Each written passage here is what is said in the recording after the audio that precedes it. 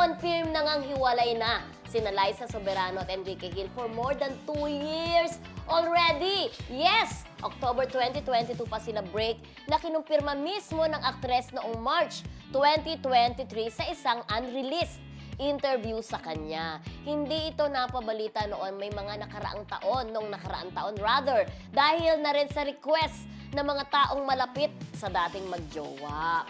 Yun ang sinasabi kasi, di ba, ang breakup nung nirelease na statement ni Catherine Bernardo, that was November 30, 2023. So, kung titignan, technically, mas nauna pa palang nag-break si Enrique at saka si Liza noong October 2022.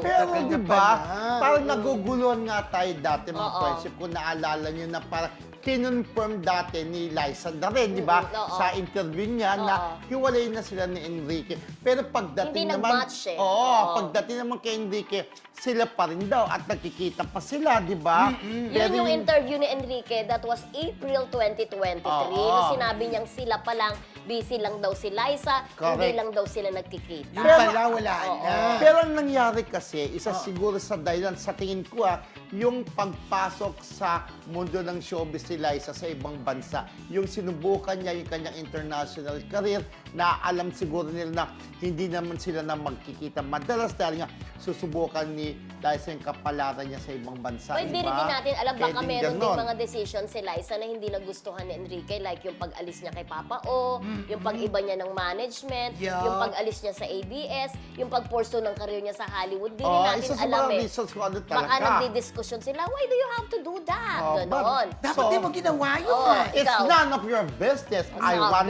to have a career abroad.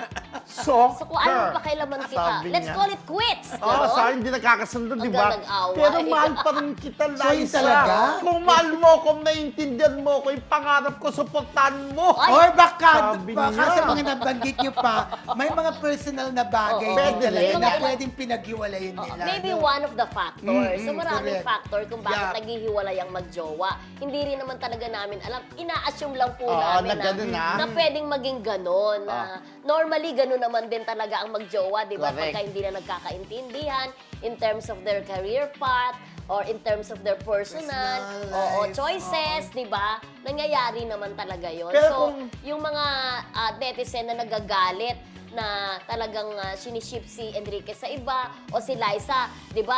May chismis din sila nung dating ka-partner, business partner ni James Reid, 'di ba? Yung dating nawala na sa kanya. kinasuhan din Correct. ng grupo nila James Reid na nakikita daw sila, spotted sila na nasa ibang bansa. So Pero- yung mga fans nila nagagalit dahil sila pa rin daw.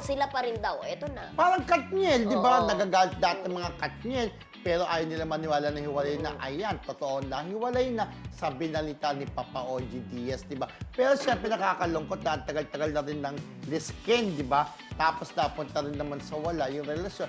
Pero talagang ganyan sa bawat relasyon, may umpisa at may wakas, di ba? At nagtapos na ang relasyon nila. Oo.